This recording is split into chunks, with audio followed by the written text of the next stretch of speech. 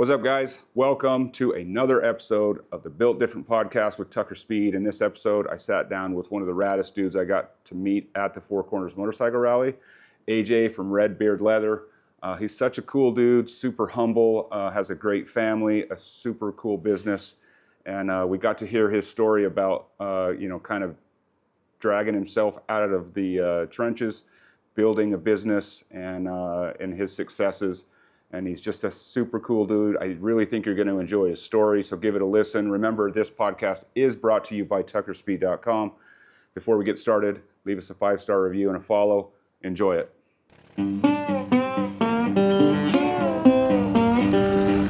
Making power by day, making friends at night. Built different. Tucker Speed. Hell yeah, brother. A couple chuckles, and that was about it. Yeah, right. Well, cool. We're rolling. Are we really? We're rolling, yeah. We're on right now? We're already 15 seconds into this bad boy. You didn't even tell me. Complete surprise. Yeah, that's how we like to roll them. Just catch you by surprise. So, Oh, okay. yeah, All good. welcome. Well, thanks, man. AJ. I appreciate you. I just love Yeah. being here. Thanks for sitting down. Early morning, another on-location podcast here at Four Corners Motorcycle Rally. Yeah, it's one of the best rallies, I think, in the country. I agree. Yeah. It's the only one we do right now. Really? Yeah. Wow. It's the only one we're doing. Oh, man, this year So- for me has just been high volume amount of events. But that's kind of your business model, right? I mean, I guess let's tell people, Red Beard Leather, what is your business as a whole? Like, give me the rundown. Oh, man. How do I wrap that into a 30-second punch? Okay. We got time, bro. It's a long story how I got to where I got to. Okay. But, the short version is family owned and operated business. Which I love. Yeah. I think that's so cool. We started before. We were in the industry before 2011, but officially as Red Beard, original on Instagram and leather on the webs. It was at the end of 2011 when we officially made the city stamp and paperwork go through. Mm-hmm. So since then we just been rolling, and we do handcrafted custom leather work, custom wallets and belts Mhm. and holsters, and I think what we're widely known for is the custom seats that we've done that have been we've been blessed in the sense that most of the custom seats and the people that we work with have been big show bike types. Sure. And so they've won Really helps spread the name. It does in a way because, when our list of people are all best of show winners, and we, when someone sees our stuff, they're like, oh, all right, it's a Red Beard seat. Yeah. Top mark. Do you Let's think go. that those seats in turn sold other leather goods, wallets, belts, whatever? Like they, a guy might see a Red Beard, seat on whoever's bike, and then like to own a piece of that brand, because maybe he doesn't have a bike that he needs a seat for, but I could have his wallet or his belt. Like, do you think it's helped in that way? I think so. I mean, for me, when I look at it, because the seats they're expensive. I'm not gonna lie. Yeah. They're very, very expensive. Well, you kind of have to have a motorcycle that seat kind of belongs to, right? 100%. It's not a seat that you just buy for your random Softail. There's been a couple of those. Really? There's been a few of those, Nice. but just because, they have the kind of liquidity that they can do something Sure. like that.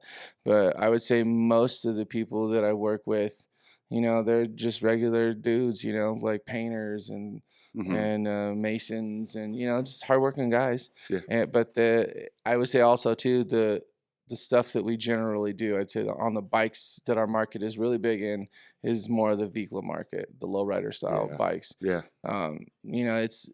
It's a part of their culture. It's their vibe.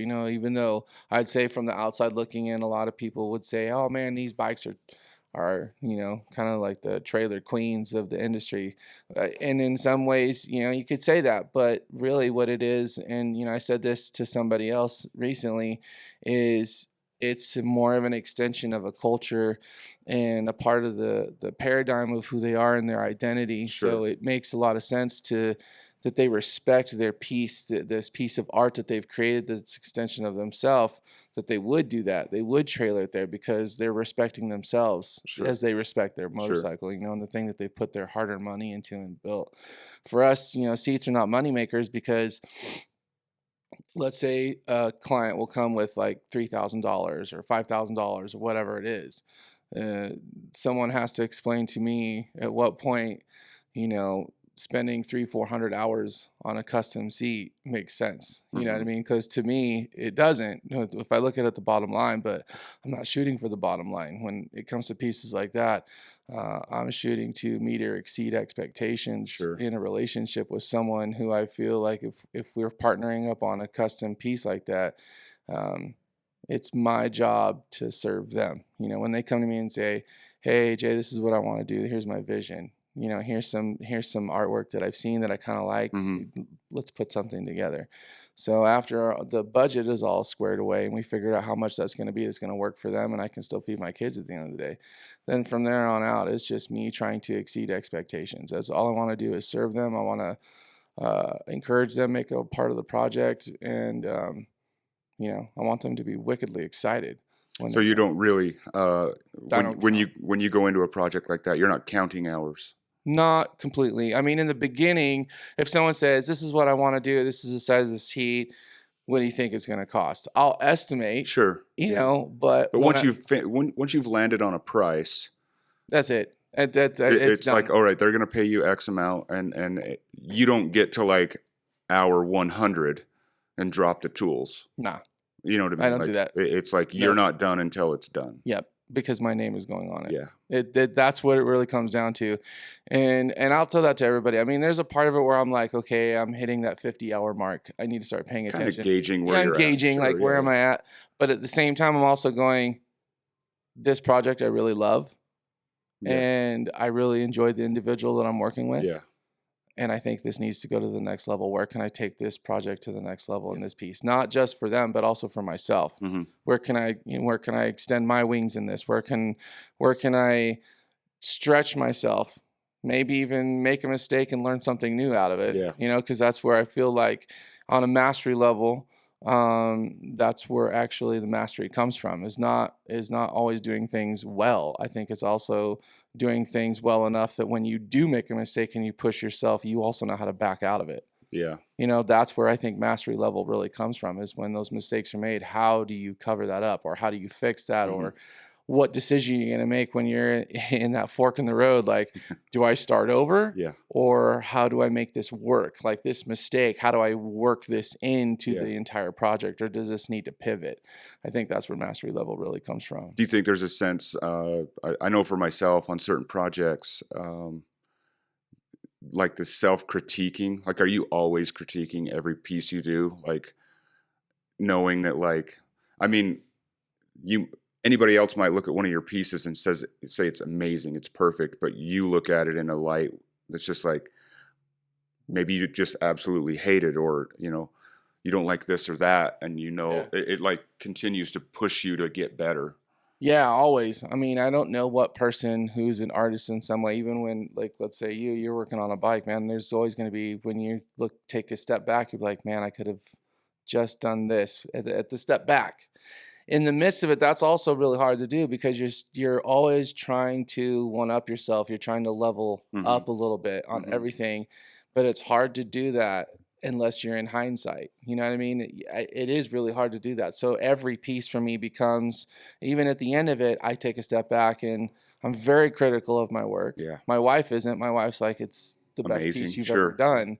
And I'm like, well, yeah, but on this one part right here where the wing tip went straight out, I could have curved it more, and that would have given it a better flow for the overall project. You know, stuff like that. Yeah, the little You know, things that it's little things. Or when you we only know if you were there on That's every it. and every And you know, or just in the artwork side of it, when I'm drawing up the pieces, there's just like, I think I'm hitting it, and I'll go through, man, there was one project I did for a gentleman. I'm just gonna say his first name. His name's Teddy, and I probably have, I don't know, 40 pounds of paper just in sketches for this one seat, just Really? because, oh yeah, because every single thing that I did was like, oh, this looks great. And I do everything in portions because then I'll drop it into Photoshop and put it all together. Okay. Right? So like if it's, let's say in this particular project, it was a girl and she was supposed to kind of have like a sombrero with her and holding a gun and this whole thing. And I was like, man, how am I going to tackle this? Because I don't want it to look like every single chick with a sombrero that's out there. So Yeah. how am I going to make this look a little different? So the one thing I decided to do, because there was a conversation, he may not even remember, but we were talking about even doing like a Mother Mary kind of a vibe, or have rays coming off of a little bit. Okay. So I was like, how do I mix the two ideas without necessarily it going super far one way? So what I did was I took the sombrero, and instead of having it covering her face or kind of over her face and being super huge, which all sombreros look like, in actuality on a person, I put the sombrero so it's like if you imagine how someone would take the sombrero off, but it's got the little necktie and it's Like hanging. So the sombrero itself it gives creates, her that. Oh, yes, dude, yeah, I see what you were see, I totally see and what you're so doing there. Yeah. when you see that, you're like, oh, because then it gives it this other kind of vibe. That's the artistry level I'm thinking of. Now I know there's other Brilliant. people out there that do the stuff that I do, and they're like, oh yeah, whatever, blah blah blah. I don't necessarily think of myself as the top of the game. It's not where my head's at. My head is I'm set apart. Like what you do is what you do. What I do is what I do. You know what I mean? There's tons of times when someone goes to me, hey, I saw this dude's whatever. Can you do his work? Or can you do something like it? And I'm like, nope. And are you're that upfront with your clients? All the time. In the beginning, I used to say, "Oh yeah," but Yeah. I'm not You that. kind of have to be that in the beginning, right? Yeah, I think so a little bit. There's a lot of selling yourself, and there's a lot of my story that comes with having to learn that my artwork and my value and what the products that I put out have to have some amount of separation. Yeah. You know what I mean? For me to be able to sit down back and say, my no is as strong as my yes. And sometimes I think having to say no is way more important than saying yes. Yeah, I agree. But I think, like a lot of artists or builders or craftsmen or whatever it is you do early in your career, maybe you don't have your own style. So yeah, you may take on, like a guy might say, hey, can you build something that looks like this? And yeah, you kind of have to go through that process, and then you find your lane. And then you find who you are, and you find what you're good at and what you're not good at. You find your style. I don't know. Maybe not. Maybe some guys can come right out of the gate with their own style, but I feel like you kind of have to go through the process a little. Yeah, absolutely. I mean, my style, I cut my teeth in college. Okay. I went to the Art Institute of California, and I felt like I kind of got suckered into that school. It's a great school, but like I'm an artist, like I draw all the time. And so at the time, I really wanted to be part of the advertising game. That was my shtick. Like there's two things that I love to do. I love to draw and I love to sell. Those two things I really love to do. Yeah. I mean, when it says like ice to Eskimos, I will be like, not just ice, but slushies too. You know what I mean? Like someone says ice to Eskimos, and I'm like, wow, that's first grade. Yeah. You know what I mean? Yeah. Like there's so many more things you can do with ice. Yeah, right? You know what I mean? That's next level salesmanship. You know what I mean? I love the idea of being able to get into a conversation with someone and understand where their head's at, and then be able to point them in the right direction. Yeah. That's a big deal for me. I feel like even in the leather industry, for craftsmen like myself, I'm like an aberration, because most leather crafters I've met, especially in the very beginning, they're very much kind of like, I'm probably gonna offend somebody, but that's all right. They're very much like the fat kid at the last meal. You know what I mean? They're hovering over their meal, fork in hand, and they're just like, "Don't touch it, Dust. These are my beans. This is my macaroni." You know what I'm saying?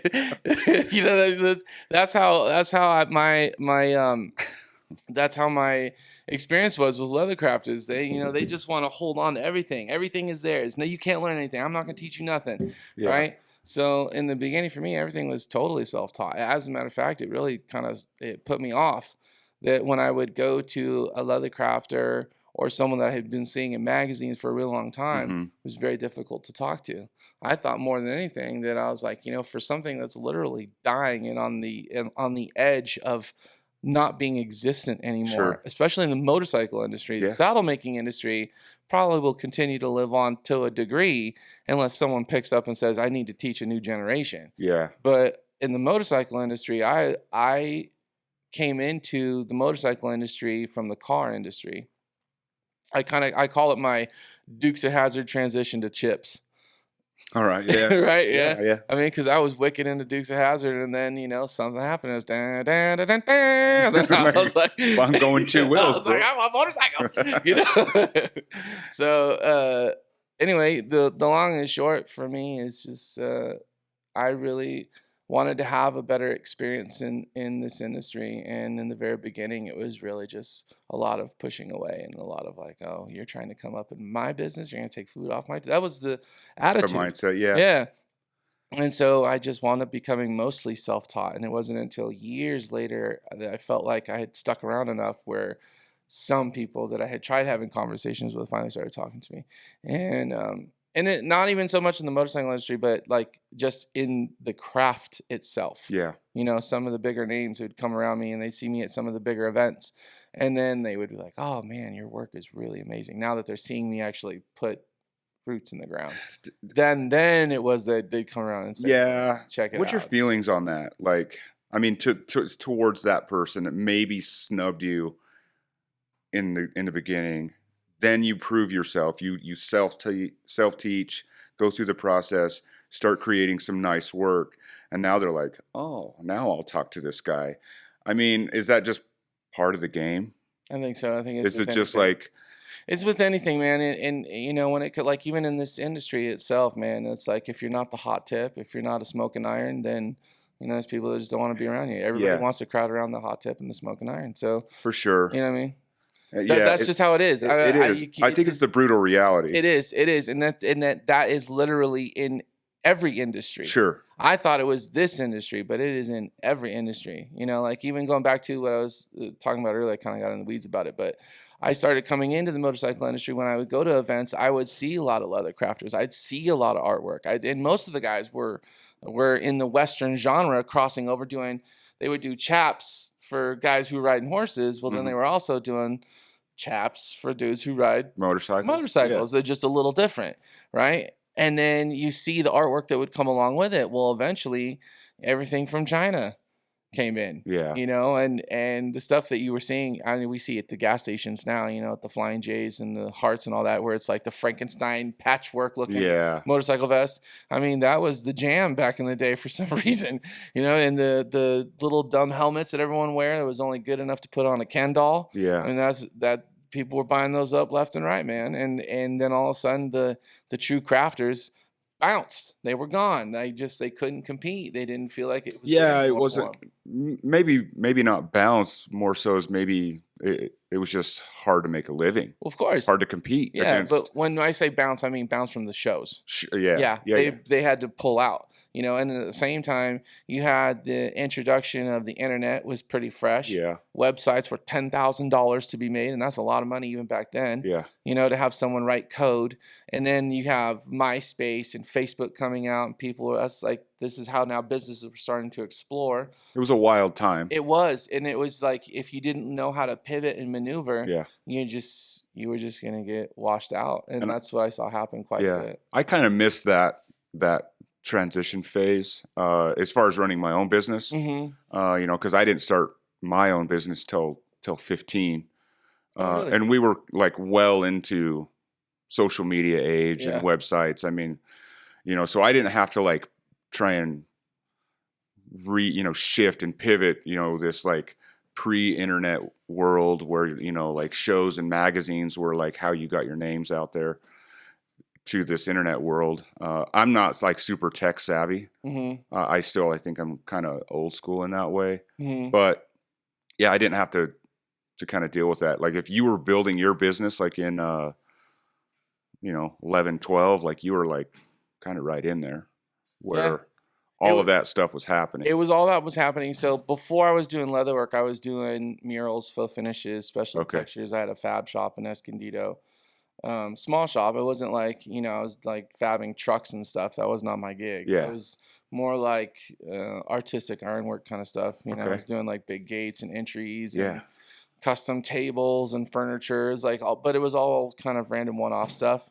So there was for a while, there was this logging company that was in Temecula called Real Log, and they had literally like, I don't know, must have been at least 20 feet tall of pile of logs that they just saved for me to go in there. And then they had this huge mill, and they would cut down the logs, and I've had live edges. And then that's when farmhouse tables were like the new Oh, gangster yeah. thing to have, right? Yeah. So I started doing that, and then doing like, I would mix the natural raw wood with kind of like a postmodern undercarriage for legs, almost had a very industrial look. And as one designer looked at it, said, "Yep, I want this in this place," and then it just took off from there. And then it was the same for me with faux finishes and murals. I did started off doing kids murals and kids rooms and stuff like that. And I really enjoy it. I still do it. Do you? Yeah, I still do it from time to So time. I mean, at the base, you're just an artist. I'm an artist, 100%. And it took me, I'll be honest, man. When people would ask me, what do you do? What are you? The artwork, like to say art was not good for me to come out and say. It was hard for me to accept. People are like, okay, yeah, but what do you do for a living? Like, what do you do for work? Exactly. And they don't. But it's my identity, and Yeah. it took me, it actually, if it wasn't, there's a few key moments. Steve from Speed Kings was a key moment when he sat down, and I used to I would tell him even, whether it was on his cast or if we were just chatting, we would always just check in on each other. And I would tell him that, I struggle as an artist because it's the feast or famine mentality, and I would say, like, when we were coming into a time economically and it was a little rough, it was a rough patch, right? What is going to happen, And I think this was around the time when Trump was about to be president, right? And we were just coming out of the Obama stage. Yeah. Right? Yeah. So there was like this, like, what's going to happen? What's the future going to hold? It's been a rough patch a little bit. And I remember talking to Steve about it and telling him that, like, he's got a really good business model because he makes parts, people need parts, and I was like, the first thing to go whenever there's a rough patch economically is artists. That's why it's a feast or famine scenario. And he looked over at me and said, "Dude, are you kidding me? We need artists just as much as we need parts." And I was like, how explain. How so? Yeah. How so? He goes, "Because I am not an artist. I don't do what you do. I don't think the way you think." He's like, like, I think how mechanics work. I think how things are put together. And he's like, but as an artist, you're creative. You think way outside the box. He said, I have to have art around me to get me into a space in my own mind to do what I do, to inspire me. If we don't have artists doing artwork to inspire people, then people like me are not making good parts, are not coming up and being inspired to come up with these new things. He's like, I need artwork around me. And I would totally agree with that. And I mean, think about how dull the world would be without artists. Yeah, you know what I mean. 100%. Like, and it was a moment where I kind of like shook my head. I was like, It took a while for that to settle because I have my wife she's like one of my biggest cheerleaders, and she has always told me, like, I've always wanted to marry an artist. I was like, I think you missed the boat. But then I realized, like, she nailed it. She knew before you knew? She knew, like, I knew I was an artist. Everything around me is all about that. Like, for a period of our story, getting started in the leather work actually has to do with me going through a dry spell, where in 2007, 2008, my business was gone. Right. And that's where I think a lot of my poor attitude in the art genre came from. Okay. Because I was doing faux finishes, specialty textures, murals, like really high level stuff for very affluent and high level clients. And we went from doing gobs of cash. I was paying other artists on my crew in cash at a bar. We would meet at this local spot, and I would literally slide across the table a fat stack of cash to pay them for Really? the job. I swear to you. Just Just and it was just cash it was looked flowing. like a drug deal, man. It was just like, here it is, and then we, have a drink, and everybody would. I mean, even when we do the jobs, we weren't the jobs. I would tell the contractor, and I would tell the designer, my crew is not going to show up at 7 in the morning. I might. Mhm. It's very likely I'll be here, but the rest of my people probably won't. Yeah. And they're like, well, there was a lot of hostility in the beginning, but it was more of we run on our kind of our own clock, because in order for you to get the best work out of me and my people, it's going to happen from this time to this time. Yeah. And if we need to crunch and put in till 1 in the morning, we will. And that's why we're not going to show up at 7 in the morning. Yeah. We're going to be there at 11. Because if you want the best of us, then I know my people, and the best comes out of them from From that. 1 to, 8. Whatever. Yeah, whatever it was.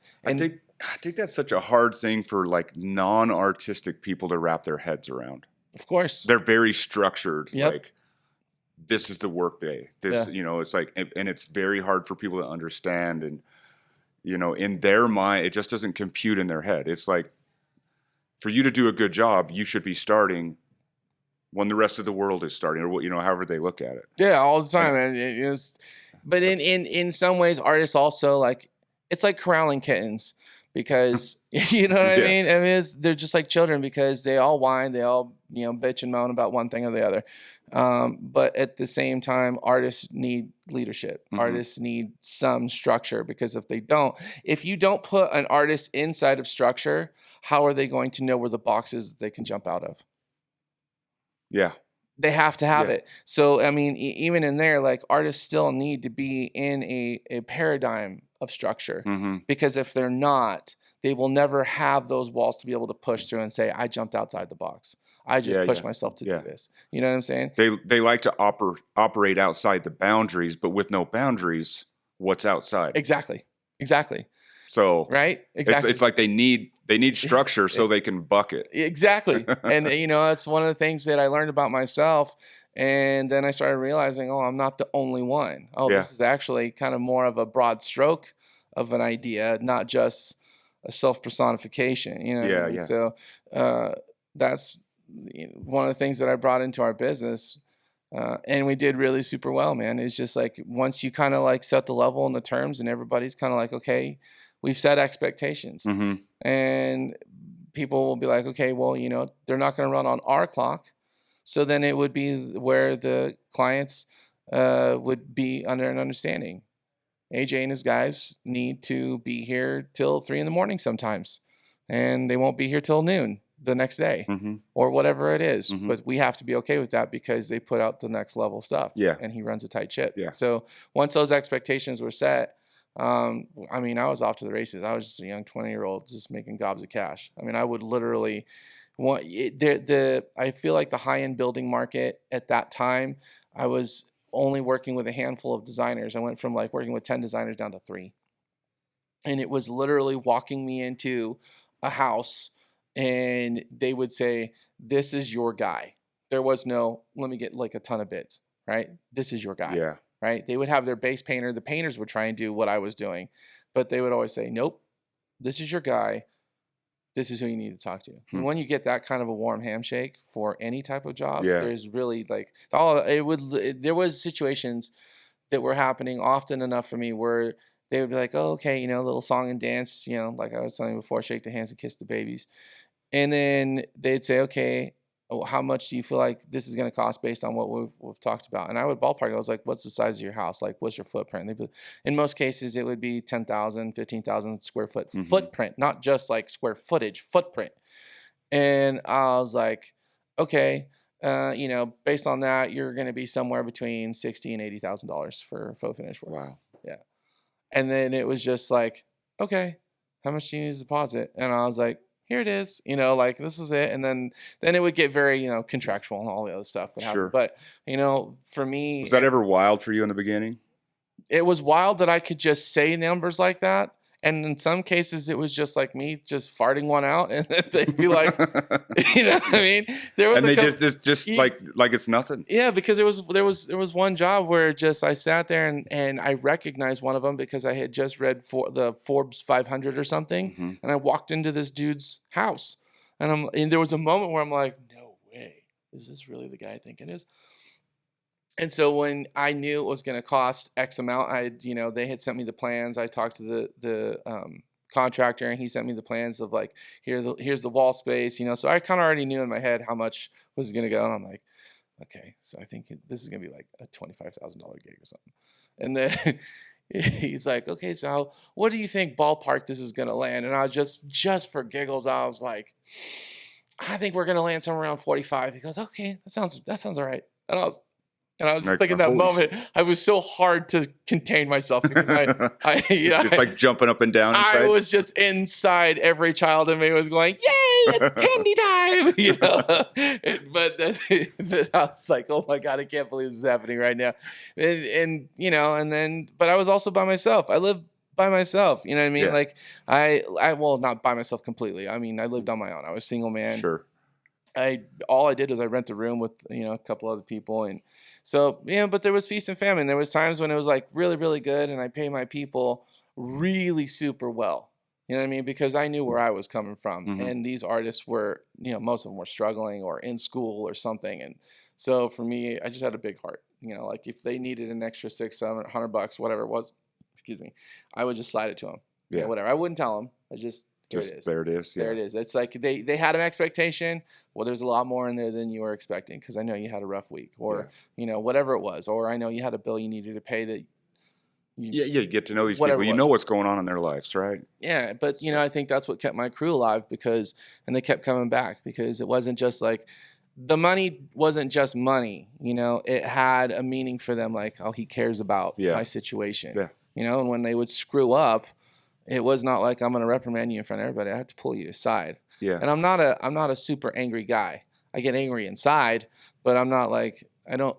Really it doesn't come out. It doesn't come out like that. I mean, you'll see it on my face. That's how I operate. Yeah, you'll know when I'm upset. Yeah. Because of the way I am, and everyone is generally used to me being pretty amicable. And sorry, I didn't realize I had that on. Hey, Cody, would you mind grabbing us a couple of waters, or do you want anything else to drink? Coffee. Coffee, really. if we can find it, bro. Yeah. But I'm getting that like super. Yeah, me too. I need something. Yeah. Normally we have some waters in here, but we were unprepared this morning. Well, there's like a giant stack of full throttles right there. I've been eyeballing those. Yeah, I mean, it's not like they're not giving them away at La Plata. That's true. But I still feel weird just like busting into a case that's not mine, just helping myself. But yeah, we'll grab some drinks. So yeah. You were talking. We were talking. I think earlier before we started rolling that you've been traveling. How many rallies have you done this year? Oh gosh. 1, 2, 3, 4, 5, 6. 6 rallies. 6. Okay. I think it's 6. Shows though, it's more than that. Way more than that. Like okay. as far as like shows are concerned. What do you call a rally versus a show? To me, rally would be like what we're at, right? Four Corners Sure. is a rally. Yeah. Sturgis, Sure. obviously. Rally. I would say anything that probably would be more than 3,000 motorcycles and beyond 2 days. I wouldn't call Born Free a rally. Agreed. I don't feel it as a rally. You know what I mean? Not. It's a show. It's a show, and it's like, but they have the numbers that would say your rally numbers. I mean, they're definitely pulling big numbers in a couple of days. Yeah, in 2 days. It's very so to me, but that's a show. To me, that's a show. Yeah. Rallies generally for me, the prerequisite for a rally is it has to go beyond 2 days. Time period, and then for the amount of people. Yeah, and the type. Well, if you have a week-long rally and you don't have those numbers, you're doing it wrong. 100%. Right. Yeah. Rivers Rally, that is, should reevaluate. Yeah, that's basically a non-starter right there. Yeah.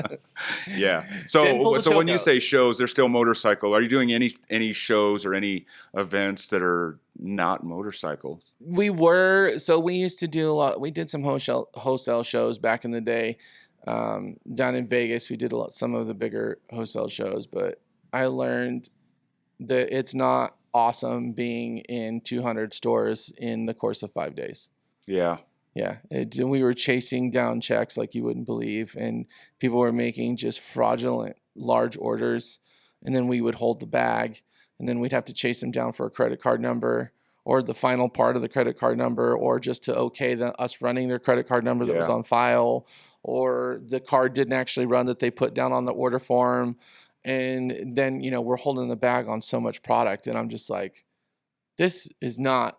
How do people do this? I just thankfully I had a good friend of mine who, at the time he worked as the head of marketing for a sandal company.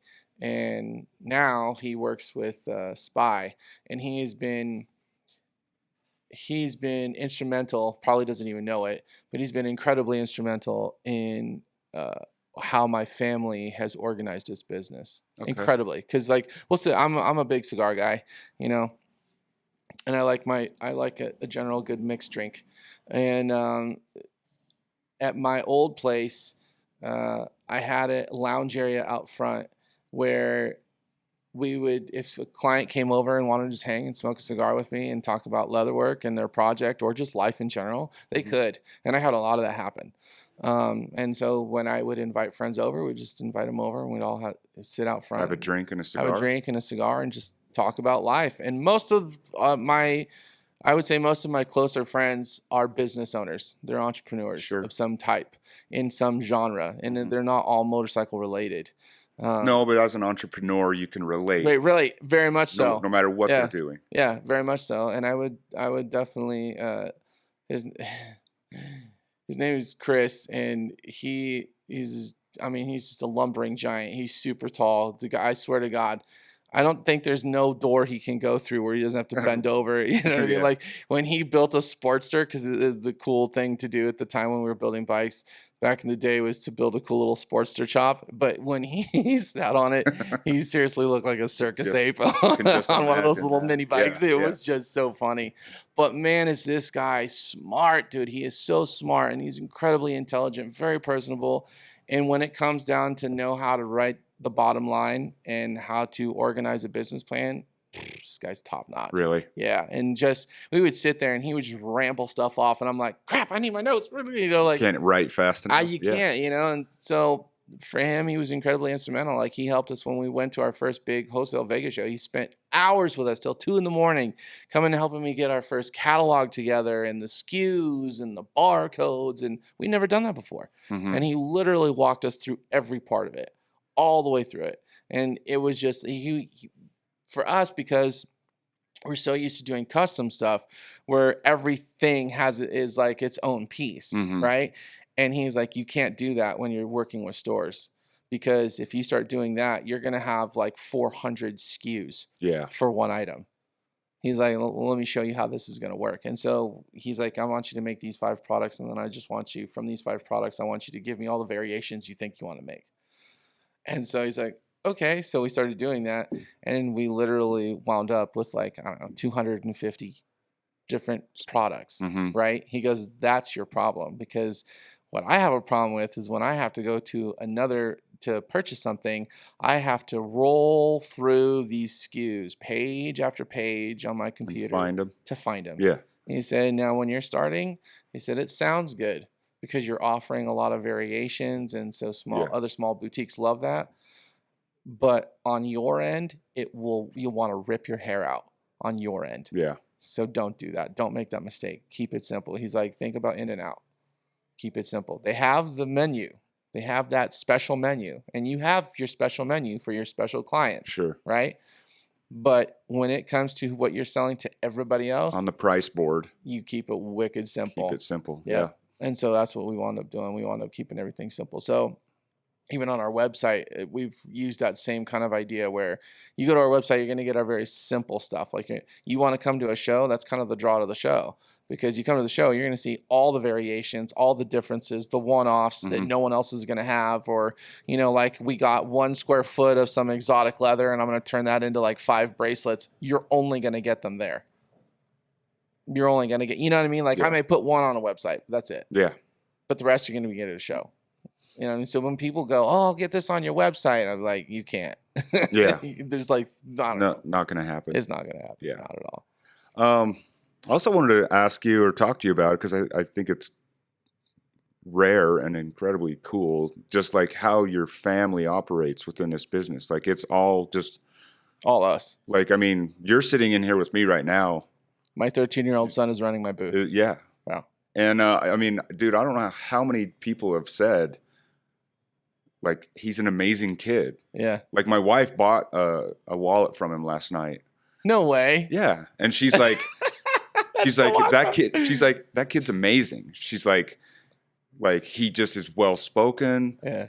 is very respectful. Yes. She's like, he thanked me for the purchase, shook my hand. She's like, you don't see that anymore, especially, I mean, you don't see that from grown men, Yeah. but especially a 13-year-old, you know? And so she's just like, so we were actually talking about him last night at the house, like, you know, and even Jordan and stuff, like, so kudos to you, man. Thank you, like, brother. whatever you're doing, I think you're doing it really, really well. Dude, I'm not gonna. You're choking me up right now. I'm No. serious. Like I'm really choked up. You just telling me this right now. Like I'm trying to keep. I mean, and dude, now I'm getting choked up. No, we're gonna say, Dude, as a father. I have 4 kids of my own, Yeah. and so I know what that is. You know what I mean? Yeah. Like, but as a father of 4, Yeah. kudos. Thank you, dude. brother. Like, Thank you. whatever you're doing, man, just keep doing it. You know, it's I have to say it has a lot. One, it has a lot to do with me and my wife's faith is a big part of it, especially in our business. Like even starting our business was a huge leap of faith. Do we have time to get into that little part of the story? Yeah, Okay. I would love it, man. I mean, I'd love to hear that because I mean, it resonates with me. My wife helps me run my business. My kids, they don't really operate the business, but they're involved and they're there. They come to rallies at some, you know, sometimes. Yeah. So yeah, man, I want to hear it. You want to hear it? I want to hear it. All right. I try to keep it to a degree, you know, like, but it's hard. Sometimes there's parts of the story like I'll try and omit, but sometimes just I can't. But in 2007 and 8, when our business was, in 2006, our business was doing really well, right? It was called In-House Art. And then all of a sudden, it just started dipping hard, really hard. Was it the recession? Yes. Yeah. I mean, it was the first thing to go. I mean, people like the rich people who had holdings in all of this property were now going like, "Hey, we're going to hold back on all this. We're not going to do that." You know, it was just a different vibe. You know, like here I'm walking into a house, like making bids or building a table or whatever it was, and the money was easy to come by. Yeah. To a point of where all of a sudden I felt like we went from a river flow to a drip on a nozzle. Yeah. You know what I mean? And it was just tough. And so I transitioned to, because at this point now I'm married. I have my daughter who's barely 1 year old and my son who was just born, right? And I transitioned to making really decent money. Just before I had met my wife and got married, I was making really stupid good money. Then as I got married, things were just starting to slow down, and just I'm couldn't figure out. I didn't even know how to pivot in the situation. This is my first recession to ever go through as a young adult. So I don't know how to pivot. Like I'm asking my parents, how did you guys pivot in the 90s? How did you guys pivot in the 80s? And my mom and dad just didn't really have a lot of answers for me.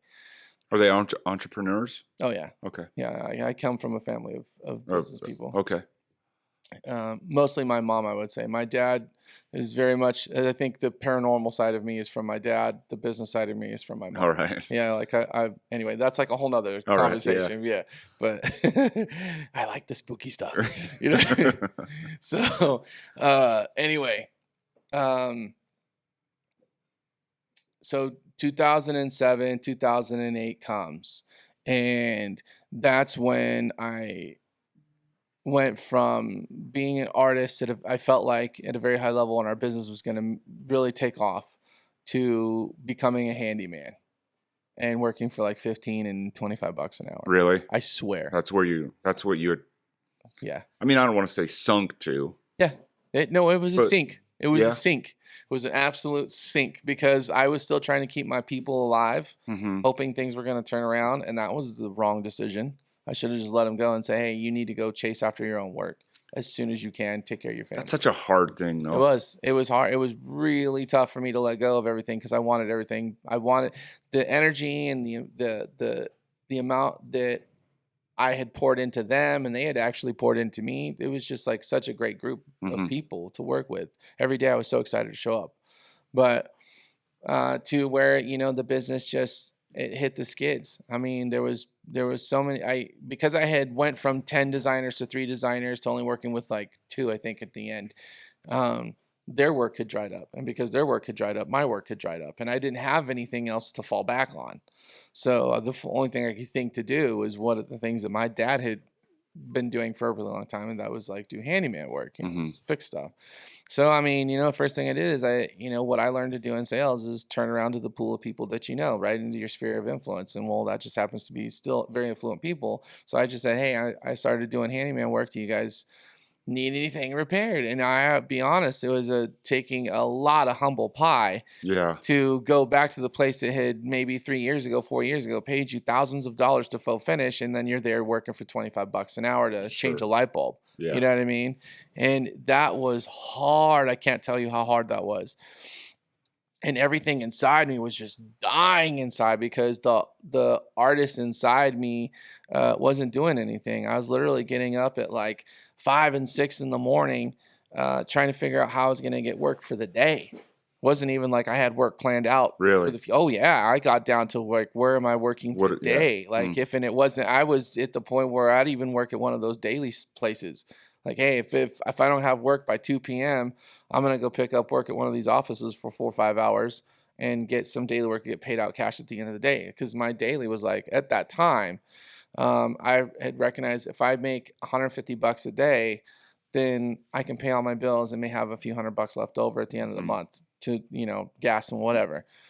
And with kids, being a dad, that was a huge paradigm shift. And I went into a place in my own head where I got to do what a man's got to do. Like the man drum started beating pretty hard. Yeah. It's not about what you want. It's not about your heart. It's not about your passion. It's not about you being an artist. None of that. It's about you providing for this woman and these 2 kids Mm-hmm. that came incredibly fast. So that's all I could do. And my head was nowhere else, right? But inside, my spirit and my soul were absolutely Sure. dying. Yeah. Absolutely dying. And so there was a moment where I had looked over at my wife and I said, "You need to start a second business. You need to do something. You need to get an extra job. You need to do something." But that was my frustration pouring out onto my wife. Yeah. You know what I mean? It was not She hadn't done anything nothing to kind of deserve any of that. Sure. It was me just putting on my own problems and my poor energy and me not being able to get out of my own head and at the time my own heart, and I just would just reflect that on her. And if you're listening to this, baby, I just want you to know I love you and I apologize for doing that to you so long ago. Okay, so now you have those points. Now Yeah, I got points. she's now. got that. She's Yeah. got that. She's got that on tape. She's gonna put that in her back pocket. 100%, and I'm good with it. Yeah. But so she's like, okay, she was down with it. And then for whatever reason, at the time when all this was kind of happening, I was going to this place called the Indian Store. This Indian Store was in North County, San Diego, on what we call the 78 corridor. Mhm. It connects the 15 highway and the 5 highway, Okay. north and south. So it connects those 2 in North County. So it was right in the dead center of that corridor. And for whatever reason, that was just my jam. I'd go in there in the mornings when I had no work and I had nothing to do and I was still trying to wait for phone calls to come back. I'd walk in there and I'd just look around. And I don't know why I was drawn to that place. I just was. And What kind of store? What?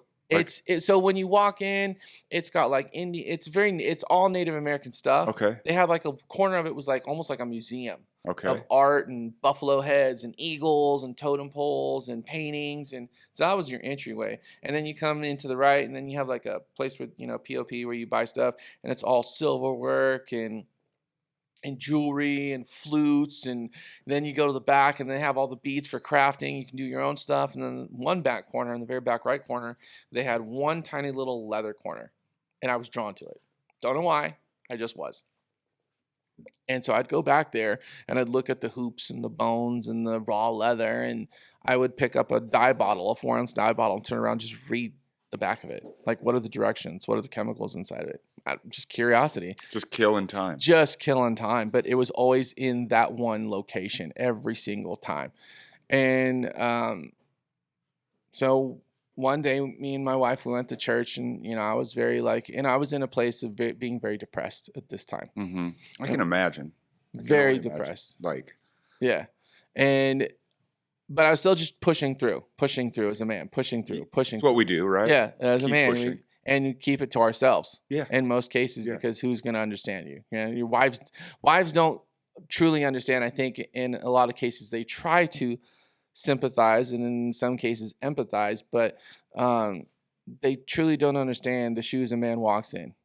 They truly don't. It's I hate saying that on a broad stroke. There's probably some women who do. Sure. But on a broad stroke, I feel like they have a hard time understanding what a man has to go through to provide, because there's a mantle on a man that we lead the charge. We take care of our own. We lift up. We encourage. There's a leadership quality, I think, in every single man. That it's just ingrained in our DNA. Yeah, I really feel like that. I really believe whether that. you want it to be or not. It's there. It's there. It's there. And you either work in it in its full capacity or you don't. Mm-hmm. But for me, there was this time where I was going through that and just constantly beating myself up that we don't have enough. Well, like what I came from as a single man, now I have kids and I have nothing. I have nothing for them, and I went to church and I ran into somebody that I had known from another church, and he was, doing the worship that day. And his name was Henry, and he comes up to me. He's like, "Dude, it's so good to see you. I haven't seen you in like years." I was like, "I know, right?" And he goes, "Well, I'm gonna go do the worship, but I'd love to connect with you right after." And I was like, "Yeah." So we do the whole thing, and I'm praying, doing whatever. And afterwards, he comes to me. He says, "Hey, man, I know you're trying to leave real quick, but I had a few visions for you. Can I share those with you?" And this is kind of like, I know we're about to get into some deep stuff. No, dude. I mean, I'm all ears. I'm intrigued here. Okay. I'm just curious, real quick, before you jump into this. What is your faith? I guess if I had to put a label on it, I'm a Christian. Okay. Right. I don't necessarily prescribe to the idea of religion. I don't consider myself a religious person, but I 100% believe in Jesus Christ. He's my Messiah. I believe he's Lord and Savior. Like, that's 100% my base. That's my foundation. 100%. But do I prescribe to me having to be inside of a building to worship? Sure. No. Do I prescribe that I have to confess my sins to another individual inside of a certain location? No, I do not. Do I prescribe to a walking daily relationship every single day with my Creator, wherever I'm experiencing Him and what He created? Yes, I do. Sure. That's where I think we're very similar in that sense, But and I interrupted, your story with Henry. He had these visions. Yeah. So Henry comes running up to me and we're trying to say goodbye, because I wasn't in a good mood, So I even told my wife in the middle of the thing, I was like, "Hey, I kind of want to dip out." And she's like, "Okay, well, you're gonna have a hard time trying to not say goodbye to everybody." And I was like, "I'm gonna try. I'm just gonna try." So we're literally just trying to get out of there, quick, with a brand new kids. You know what I mean? Like, I have one baby in hand and one baby in a carriage that I'm carrying, my son, and we're trying to get out of there, but everyone's trying to say hello to the kids at the same time. Yeah. And I was just like, "Oh God, I want to leave so bad." And Henry comes running up to me. He's like, "Hey, dude, hey," he's telling me, "Can I share with you something?" I was like, "What's up?" He's like, "I had these visions for you. And are you good with that?" I was like, "Yeah, I guess, yeah. Hit me, what's up?" And he said, "Well," and granted, this is where I'd say this is the mystical part of my faith, right?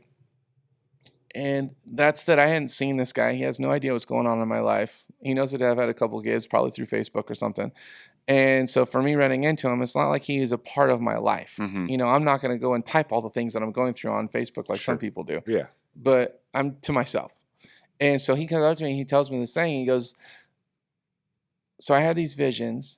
And this first vision was, while we're worshiping and I'm singing, I see you out in a field and you look very frustrated. Your countenance is very low, and a little fire pops up, and you run over to it and you try to go put it out. And as you're putting out that fire, another fire pops up, and you go run to go put that out. And then another fire pops up, and you go try to go put that out. And it's like that was where you're at. Like you're constantly trying to put out these little fires that keep popping up. And man, it started to hit me hard. Like what I was going through felt like that. And then he said the next thing that I saw was you're out in the ocean, dead, calm sea, no breeze, clear skies, nothing. Sailboat, little tiny sailboat. You're sitting at the back, no wind in your sails. You're just dead in the water. Just right? sitting there, going nowhere. Nowhere. He said, but the very next thing I saw was you on the front of your boat, standing there like Captain Morgan with a giant smile on your face, and the wind was in the sails, and you're skipping across the ocean because the Lord is going to breathe something new into you. And I was like, what? Because, I mean, it's hard for me to even think about right now. And he goes, what? Yeah. And I was like, yeah, okay. And I started thinking about what he was saying and what I was going through. And he said, just keep going, AJ. Whatever you're doing right now, just keep doing it. Just keep going. Just keep moving forward because God's going to breathe something new into you. And it was hard for me to hear it. But I said, okay, I accept that. I'll pray about it. And so that was Sunday. The very next day, Monday, I had no work. Nothing in front of me, no jobs, no nothing. So I do the normal thing that I do. Go back to the Indian store? Back to the Indian store. And, but for some reason, there was something different about that day. I remember feeling like I pulled in to the Indian store frustrated because I had no work in front of me, but also was something different in me. I can't really describe it, but it had two double glass doors, you know, with the little handles midway. I pushed against both those doors like I'm some bank owner. Like, like I'm here. Yeah. You know, like I just open up the doors and I walk all the way to the back. There's a guy in the back there. His name was David. And he's getting into leather work too, you know, a little bit because he works that back area. And I said, David, dude, I'm sorry, but you got to show me how to do this. I don't know how to do it, but you got to show me. I've been staring at this stuff for way too long. You got to show me how to do this. I was like, what am I supposed to do? He goes, well, you got to go get that raw leather over there. And you basically kind of like get it wet and draw into it and whatever, blah, blah. And I was like, this leather right here in this bin? And it was just a bunch of scraps with tags on it. And he goes, yeah. So I grabbed a chunk, ran to the front, paid for it, came right back. I goes, now what? He goes, well, you got to get it wet and draw into it. And I was like, draw into it? So he comes over with a spray bottle, and I spray it all up, get it all saturated wet, and then he gives me a ballpoint pen. And I started scribbling like a skull and a wrench coming through it or whatever, something really stupid and dumb. And then I was like, now what? He goes, well, and he hands me a couple of tools, some leather tools, and a plastic mallet. And he goes, you basically pound around your design to kind of create like a relief. And I was like, okay, are these the tools? He goes, I don't know, but these are the tools that I use. I was like, okay. I know now they're not the right tools at all. Sure. Right? How would you know? How would I know? I didn't know anything. So I get down on my hands and knees, and it's like on a 4x4 table, right? It's where he was using to cut leather pieces down for other people that just want small 1 square foot chunks of a hide. And this is during normal working hours. There's people shopping in the store, right? So I get down, I start whacking away and just start pounding out my design. I am so focused on what I'm doing. I didn't even realize what was happening behind me. So focused. It's like all of that focus went straight into that, and I couldn't hear anything. Nothing but the tapping of the mallet to the top of the tool. Just the tooling. Just it. That's all I could hear. That's all I could see. Nothing. I was completely unaware that everybody in the store was standing behind me. Really? I swear. And so I look up at Dave. I'm on my hands and knees, right? I look up at Dave, and I was like, Dave, I'm done. And then this dude behind me just like, he's like, oh my God, wow. How long have you been doing leather for? Right? And I'm like, right now. Like this is it. Little flap of leather in my head. I was like, right now. Like that just started, you know? And that was the beginning. Like that was the literal beginning of the story of Redbeard leather right there on the spot. And from that moment on, like, so then I went over to Dave and we, he put a little dye in it and we kind of finished it off. And I think at this time it was like 4:45-ish, right in that time frame. Mm-hmm. And they were You'd about been to there close. the whole day? Almost. Just I sitting up- think I would come in and out. Okay. Right. But in that last part of the day, I was so frustrated. I just went in there because I did no work that day. Yeah. And I think that was also a big part of my anger. Sure. Right? No work, no return phone calls, nothing. And anyway, so I said, where do I, like get more stuff? And he goes, well, we get all our stuff from Tandy Leather. And I was like, Tandy Leather? What is that, like in Texas, Alabama? Where is that? And he goes, no, we got one right here in San Diego. Mm-hmm. I was like, nuh-uh. And he goes, yeah, but it's like an hour away. So he calls him up and they're on speakerphone. And he says, oh, I'm just curious, but when do you guys close? She's like, oh, we close at like 6 p.m. I was like, oh, dang. And I looked down on the thing. It's like 5 o'clock. I was like, I'm on my way. And this is hard to admit, but at the time I was driving a Prius. All right.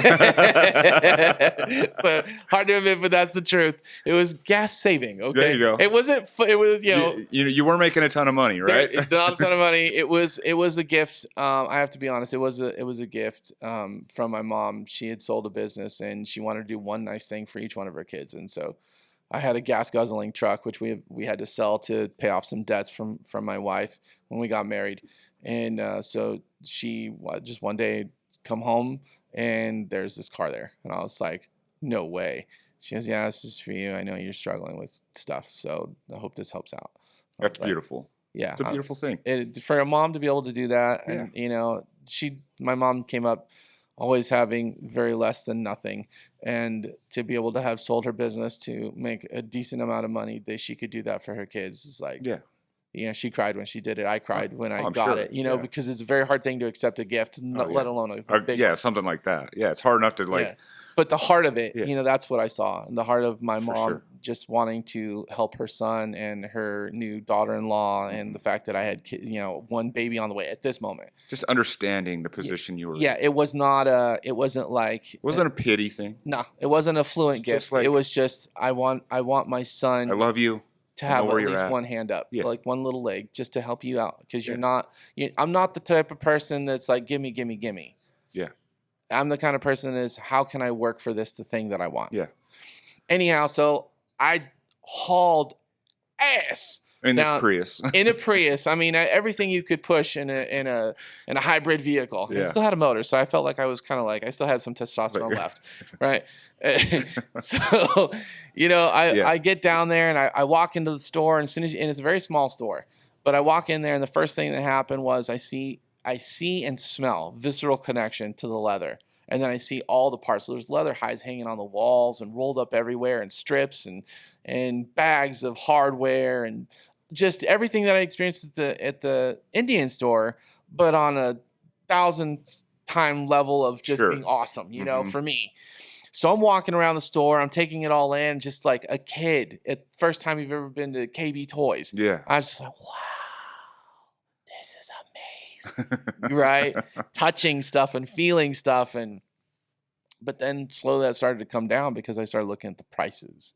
Sure. Now, at this time, at this moment in my life, I had a little over $580 in our account. We had 2 weeks to pay rent, and rent was like $1,500 at the time, let alone diapers and food and everything else, and gas that needs to go in a hybrid car. Yeah. So I was like, my countenance changed instantly. I went from being wickedly hopeful to totally just back in the dirt again. Even worse, because then I realized what I wanted to do is totally Not unattainable. attainable at the moment. At all. And I felt like it was another time for someone to hang a carrot in front of the horse, but then yank the carrot away from the horse. Yeah. You know what I mean? That's what it felt like. So I'm walking around, I'm looking at all this, and I'm just like, man, this is so expensive. These hides are so expensive. I was like, there's just no way in hell. And something came over me one more time. And I cannot explain it. It just came over me. And I walk outside and I call my wife.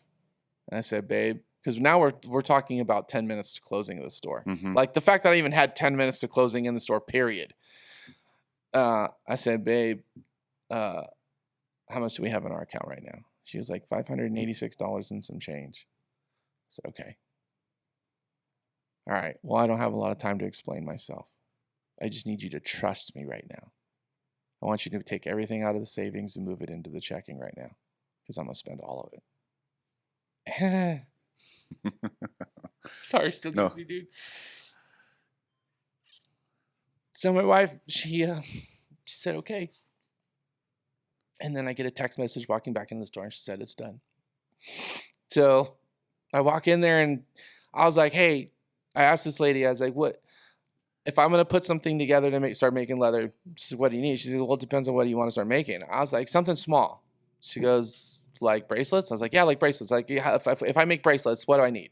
She goes, well, you're going to need some snaps and you're going to, leather, obviously. And I was like, okay. So she started pointing stuff out. And so I just literally just grab it off the rack and throw it on the table. Grab it on the rack and throw it on the thing.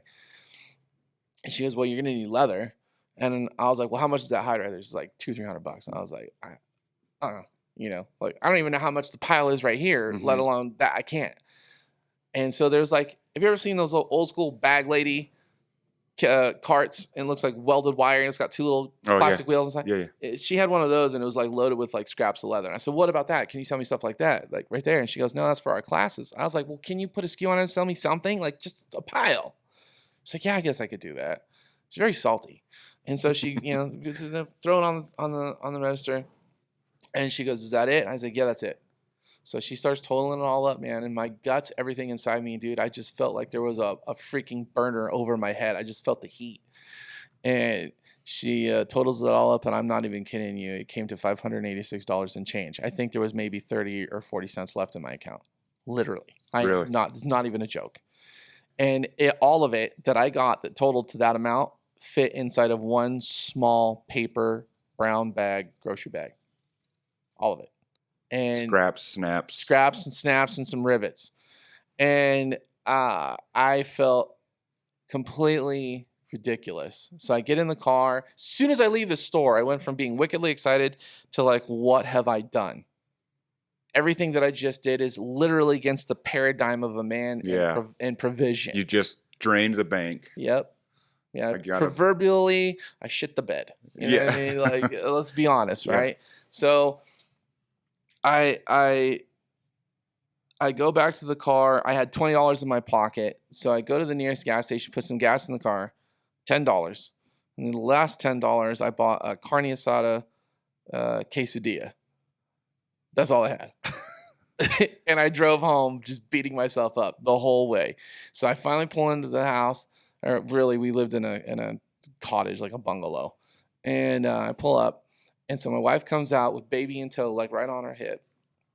She goes, well, so what did all of our money just get us? Right? And I grabbed that bag and I was like, well, it got us this. Right? And I'm trying to be funny about it, like trying to lighten the mood. And that's not all. I turned around, I was like, and a half-eaten burrito quesadilla. She had that look in her face where her eyes started to welt up. Yeah. And she just turned around and walked. She didn't say nothing to me. She just walked back into our spot. And everything in me melted. I felt like the worst human being ever alive. And I got down on my hands and knees and I just started praying. Like I just started praying like crazy. Like it just every minute that I had, I just felt so terrible. And I was just pray. The very next day, I believe it was the very next day, a gentleman, the guy who actually I was renting our little cottage from, his name is Q. He calls me up and says, AJ. I was like, what's up, Q? I was like, I've been meaning to call you. I need to talk to you about the rent. He goes, okay, well, let's not talk about that right now. Right now, I have a slab leak in my house in Carlsbad. I need all hands on deck. Are you still doing your handyman thing? And I was like, yes, I am. And at the time, I had like a K5 Chevy Blazer that I used as my work truck. Not a good work truck to use, but it was my only work truck. So he says, can you be over at the house in Carlsbad tomorrow, say around 2 o'clock, and I'll meet you there. I said, Q, my truck is loaded up right now. I'll be there in 30 minutes. And I shot over there and I started working. I didn't even ask him how much. I just started working and I put in the hours and I grinded and I grinded and I grinded and I grinded. And so finally I think, and I didn't say nothing to him because we way overshot rent. You know what I mean? Like I didn't say nothing. I didn't have no money, right? And I think even my mom has sent me a little extra cash just to pay for some food and stuff. And the pastor, you know, it was, I mean, I was like, it was tight. There was a moment of just being so tight and just being like, I can't say no to people who want to help. If they want to bless, then I'm going to take it. Cause there was no pride. Pride was shot in the foot. Yeah. So he sits down with me. We're probably a week or so after rent was due. He sits down. He's like, all right, AJ, we need to figure out your hours and total this all up. I was like, all right, cool. So he sits down and he goes, you still owe me rent? And I was like, yep. So he totaled it all up. He goes, well, your rent's paid. I was like, okay. And I think I still owe you like another $2,500 or something. And I was like, okay. All right. All right. In the meantime, every day that I was going out to do this work, from the day that I got the stuff, all I did is I was self-teaching myself, like how to set rivets, how to set snaps. And I had this one little tiny corner of our bungalow, tiny, tiny little spot. And I'd spend every waking hour I had teaching myself. So if I was up at 5 and come home at midnight, I'd spend 2 or 3 hours teaching myself before I went to bed. Literally, sometimes I'd fall asleep right on the table, and my wife would wake me up and say, come to bed, honey. And then I'd wake up and do it all over again. That was every day. And I wouldn't stop. It was just insatiable. And then finally, there was a few guys. You may or may not know him. One of the guys who's a part of the story, his name's Foley. He's from a crew called Senders Only. Back then, he ran with a different bunch of guys. Mm-hmm. But one of his close friends, his name was Freeway. He calls me up. He's a good friend of mine too. And he says, hey, we're doing a bike wash. You want to come do our first event? And I was like, yeah. What do I need? I've never done an event before. He's like, well, you need like a tent and a chair and a table and sell your little leather bracelets or whatever it is you're doing. I was like, okay. I had none of that. I was like, bet, I'll do it. So I made some phone calls. We got this, you know, I rented a tent. I rented a tent from Target, I believe it was. And thanks to my mom again, coming through to help her son out. And I got a table and a chair down there. And so this lady who's the bartender walks down. She goes, so what are you making? And I was like, oh, I'm making bracelets. And I just happened to start, like, had already kind of made one. Mm-hmm. And I was like, and I just made this one for you, right? Like, Yeah. you know, just kind of doing it. And she was like, oh, this is so rad. It's so pretty and beautiful and whatever. So she walks in, and then all of a sudden she starts sending all the girls out from the bar. And I'm just literally making bracelets on the spot as they are, like sizing it, just rivets, whatever. Here's a cut of leather, just making them right there on the spot. And I was selling them for nothing, like $10 each. And by the end of the day, my wife was with me that day too. By the end of the day, we had made like $90. But we had made $90 we did not have previously to being there. Mm-hmm. And that's put amazing amounts of hope in my heart. That was it right there. That was the start. That was it. And then, you know, because there was what happened for me in that paradigm shift of chasing after this was me thinking I am a father of now 2 kids. Mm-hmm. And I don't know my kids. My daughter does not know her father because I'm gone all day. I'm gone before she's awake. And I'm gone when she gets to sleep. The only time I spent with my kids is when they would scream in the middle of the night. And I'd get up for my wife and go hold my kids. And I would talk to them. Even though they were sleeping in my arms, I would just talk to my kids like as if they were awake. And that was my interaction with my children while they were sleeping. And I got to this point in my life where I was like, do I want to be the example to my children of a father who gets up every single day doing the thing he absolutely hates doing? Mm-hmm. Or do I want to be the example to my children of a man who's going to swing at the fences chasing after his passion and try? What is the better example for my children? And that's why we're at where we're at. Because of my son. So when you said what you said about my son, it's because of that. It's because of that that's in my heart that I said, even if I fail at doing leather work, I want my kids to see their dad try every day.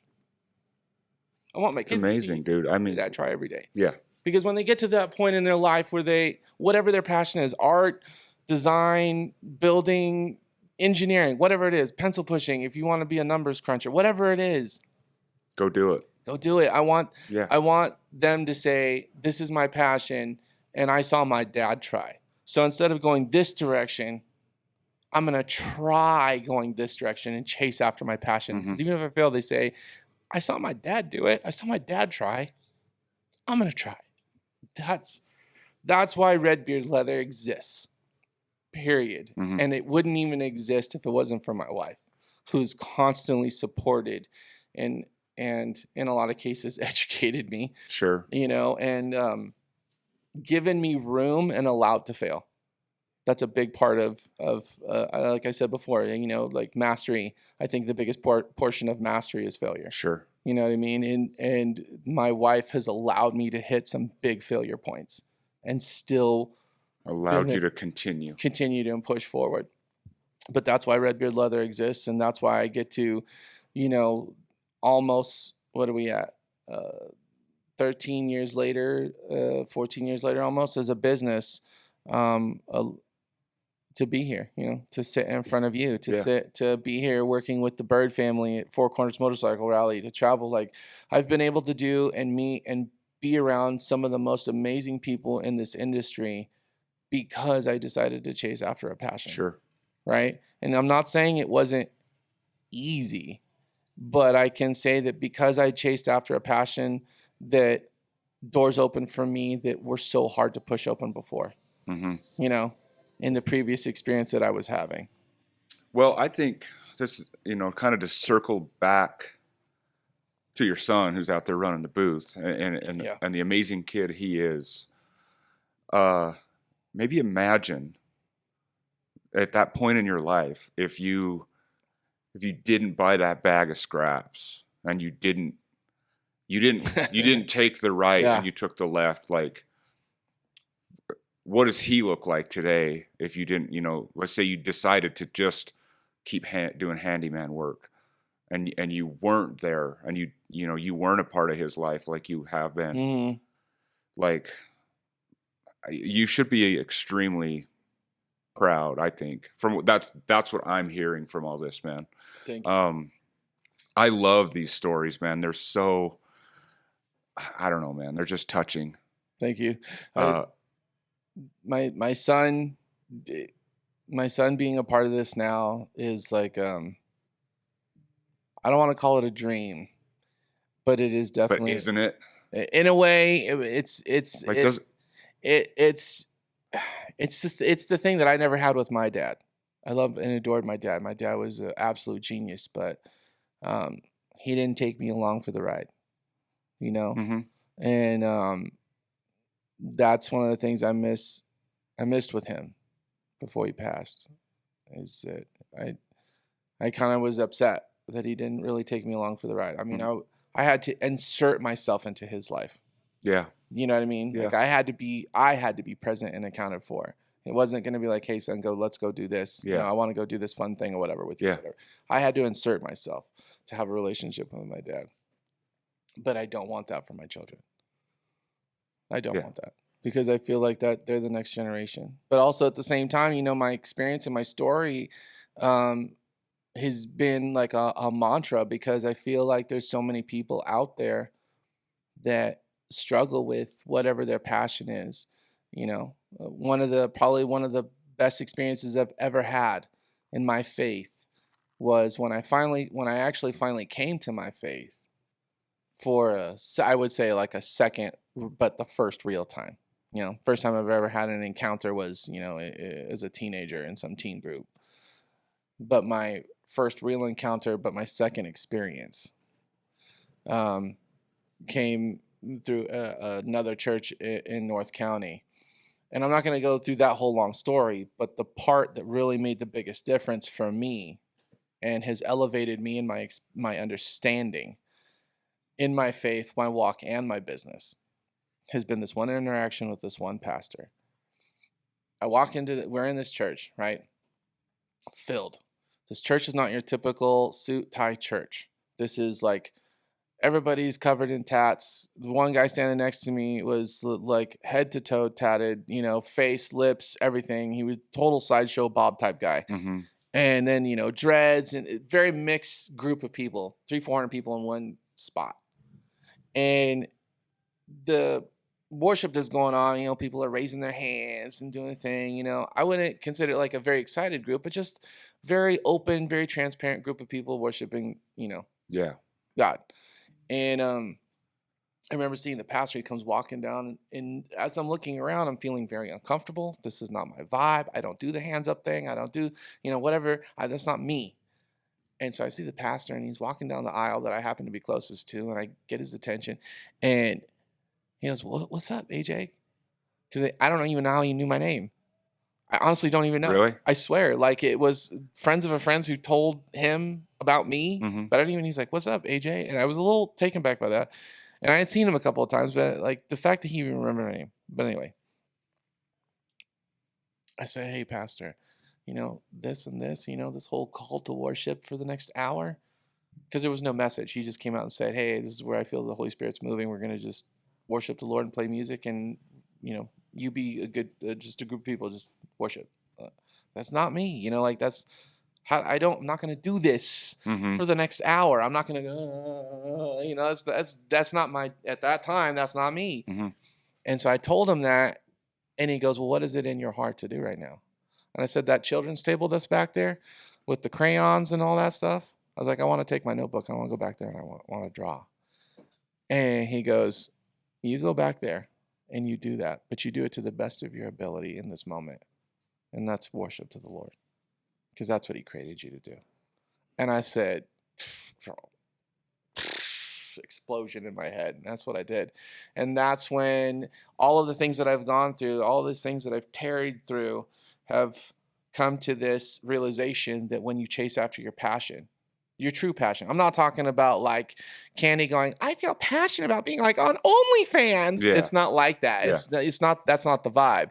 You know what I mean? I'm talking about something that's in your inner spirit that is calling out to you to do this one thing. And when you do that, you are not only just elevating yourself, but you're elevating everyone else around you, because now they're being invigorated and energized. Mm-hmm. Like, "Oh my God, Becky's doing it, or John's doing it, or Omar, or whatever. They're doing their thing. I love what he's doing." And then they start to want to kind of do their own thing. It gives them that confidence to want to do it. But I feel like a lot of people, and that's the best part about it, is that when you start doing that stuff, you literally are walking in a worship to our Creator, because Mm-hmm. He created you to do this thing. And now I'm like wanting to tell people, because so many people have been told for their entire life that thing that's inside them beating this drum, "I want to do this, I want to do this, I want to do this, but I'm stuck in this 9 to 5. I know I have to provide, I have to do this, I have to do this. This is how you got to do it in this Mm-hmm. society." But this drum is beating in their heart saying, "No, this is not who you are. I have a different identity for you. It's not how I created you. I created you to do something for me. This is total war." You know what I'm saying? That's the drum. Mm-hmm. But people have been told for so long, you can't. That's not worthy. That's not going to get you anywhere. You're not going anywhere with Yeah. that. That's what I'm here to say, is that's not true. It's not true. I will totally 100%, because I found myself in a similar situation. Yeah. Not being true to who I am, Yep. not being true to myself. Yep. I knew it was in there, and I didn't really even know. My experience was like, I didn't know what it was, but I didn't know who I was. Yeah. I didn't know that I wasn't being true, but I didn't feel that I was being true. I knew that I needed to break out of this, like this rut that that kind of society kind of funneled me into. I needed to be truer to myself. I come from a line of, my dad, my grandfather, and my great grandfather were all like self-employed businessmen. Yeah.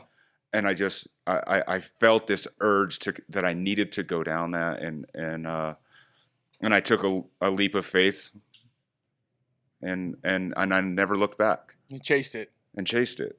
And And I'm still sitting here today, like even in this conversation, yeah. learning, realizing that like what I love doing, what the opportunities that like traveling to these rallies and doing these podcasts is sitting down and hearing these stories. I love this. Yeah. Like, it's amazing. It's, and I'm so grateful for the opportunity. Yeah, so it's huge. I love it. I mean, but your story is amazing, and inspirational, dude. Like, the short time, that we've gotten to know each other a little bit, like, I'm truly inspired. I mean, you even inspired our own Jordan to, get into leather working, dude. Like, so, I mean, that's just a testament to, like, what you're doing is, like, having an impact on not just your wife and your children, but a lot of people. I mean, so, yeah, I think we're rolling long here. Longer That's than we okay. were supposed to. Probably. I was That's a all right, little man. concerned about that. Like, No, that's I didn't okay. know how much time you guys Normally usually do these things shoot, for. We shoot for about an hour-ish. You're like 2 hours later. Yeah, no, dude. Like, and I don't want to cut you off because it's like, your stories. Just, but I mean, I think everything you've shared here, man, like, is very personal, and it's a real story though. Like, it's genuine. Like, and that's the beautiful part of it. Thank you. And thank you for sharing it with us. Dude, I'm thankful to be a part of this, man, and whatever I can do to elevate you guys and anybody that's partnering with you guys. That's my intention. That's my desire. Yeah. Thank you for Always. your time. Appreciate you. Yeah. Now we get to go out and I got to do another podcast now, but we got booths to run, right? Yeah, we got business to do. Got some stuff to sell. Yeah. Go sell ice. Or slushies for that matter. Yeah, there you go. All right, man. Thank you. Thank you, brother. Yep. Appreciate you. Yeah.